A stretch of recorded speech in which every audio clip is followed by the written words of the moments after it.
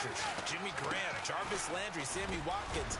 And about the guy who goes and gets quarterbacks, DeMarcus Lawrence had a monster year for Dallas last season. Yeah, a lot of big names that could be out there as free agents. It's a 6-yard pickup, and it gets him to 2nd and 4. Alongside Charles Davis, Brandon Gaudin, it's the Falcons in possession to begin quarter number 2. They've got it 2nd and 4 to start things out.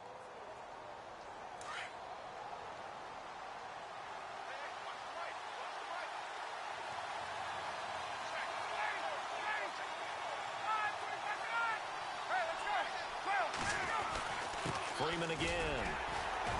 And this time he's not going anywhere. They'll get him down right at the line of scrimmage.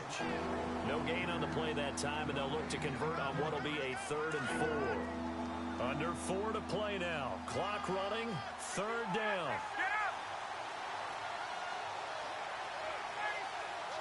Gabriel, the man in motion. The former Indiana Hoosier here, Tevin Coleman. And he is into the end zone for a Falcon touchdown. Tevin Coleman, 26 yards. And the Falcons will add on to their lead. So they went to the ground game on 3rd, hoping to pick up the 1st. They also picked up a touchdown. Offensive linemen so used in this situation to having to pass block. All right, you're looking at what it is, 3rd down. They don't care that it's 3rd and whatever. They figure they're going to throw the ball.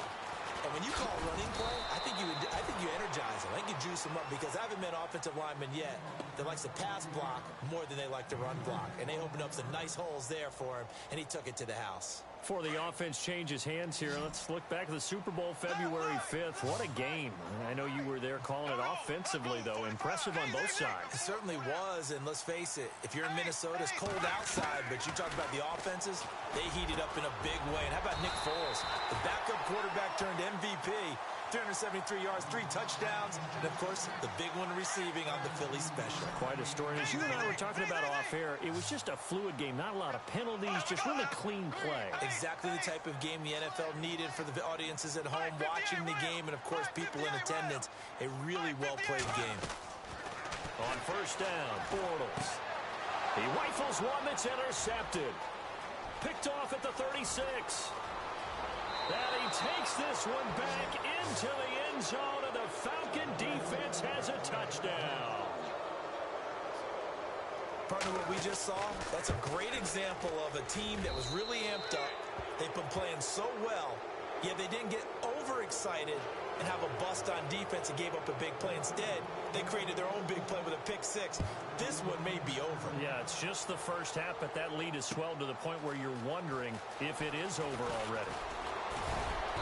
And he's able to get it across the 20, but not by much, as he's marked down at the 21-yard line. So the football switching hands here in just a second. And, you know, Tom Brady, just to go off on a tangent for a second, may have lost the Super Bowl, but 3rd MVP this past season, and what he did at age 40, really something, right, Charles? Absolutely phenomenal. Ended up beating out Todd Gurley, the running back for the Los Angeles Rams. But he would have traded it for a Super Bowl win, don't you think? How about this? The last 9 NFL MVPs to play in the Super Bowl that same season, 0-9. Yeah. He had to go all the way back to Kurt Warner in, what, 1999, where he won the double? We were going over that stat earlier. That is hard to believe. But he would have been the MVP had the Patriots pulled that one out. Yeah, he still has 5 rings, though, 5 Super Bowls. And no escaping this time as he'll go down. They got him for a sack. Adrian Claiborne in there to sack him for a loss of 6.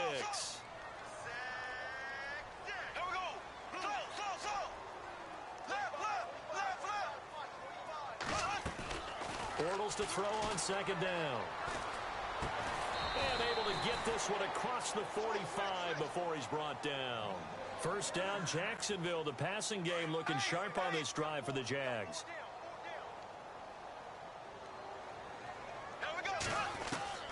Bortles now on 1st down.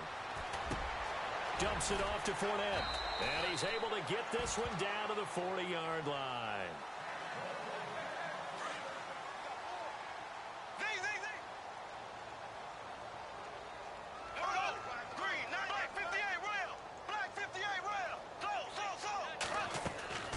On 1st and 10, here's Bortles.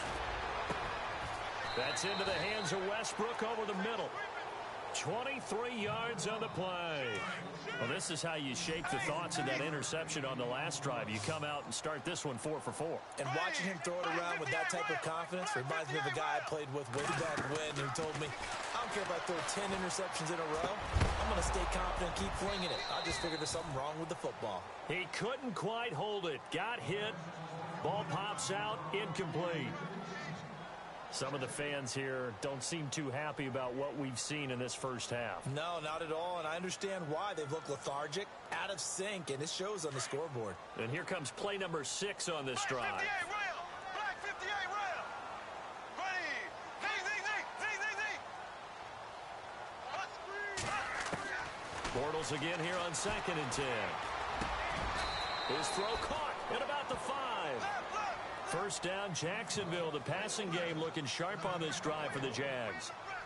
And, boy, they had high praise for this rookie receiver when we asked the coaches about it. And he'll take this into the end zone. Touchdown, Jacksonville. A great play there.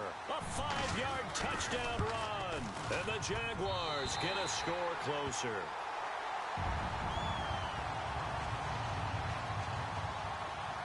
Here's Lambeau out to kick this one away. That'll be taken in the end zone. And he'll take this up past the 20 and down at the 22-yard line. Atlanta now coming out on the field. They have been red hot, sometimes white hot here in this first half. They're just looking to add to that total right now. And this has to serve as a reminder to myself because so many times I get wrapped up in the play calling, how they've sequenced things, how it's run. But, you know, at the end of the day, it's still execution. Those guys out on the field, and right now they are locked in and really looking good. They'll try to continue to be locked in here as we get ready to approach halftime. They'll bring a receiver in motion right. They'll run with Freeman here to begin the drive. And the window closes quickly. He'll only get up to the 22-yard line. And now the Jags going to signal for another timeout. So that means they're down to 1 remaining here as we head toward halftime. Second down following the run.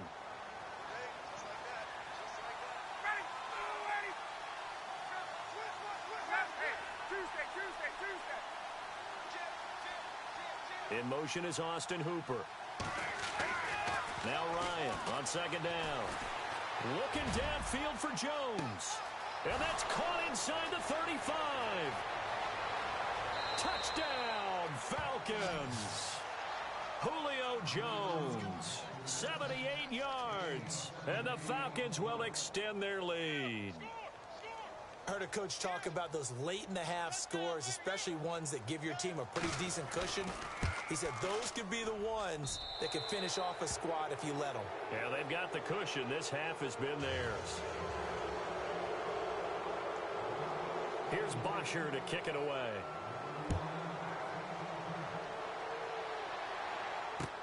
This is fielded a couple yards deep. And he'll bring it a few past the 20 to the 23-yard line. Here comes the Jaguars offense as they get set here. And what do you think goes on here in this situation? If you got the football, you're trailing, you're back in your own territory with just a little time. Do you try something? You're thinking about jump-starting your team, right? You just mentioned it. They're down. They're trying to get back into the game. But you got to figure if something goes wrong, you may have put yourself in a spot where you may not be able to come back in the second half. And for the third time here in this half, it's intercepted. Picked off by Robert Alford. And he takes this one back